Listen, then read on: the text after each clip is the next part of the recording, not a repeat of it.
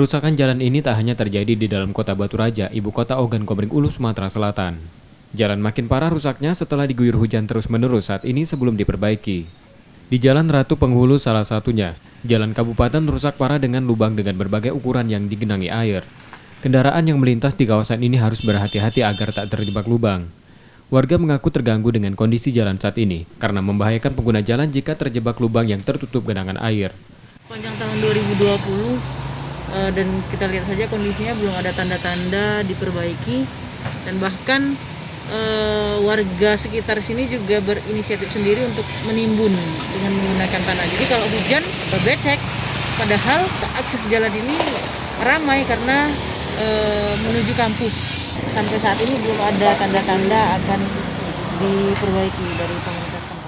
Warga Batu Raja sangat berharap kerusakan jalan dapat segera diperbaiki agar tak menimbulkan kecelakaan atau membahayakan pengguna jalan lainnya.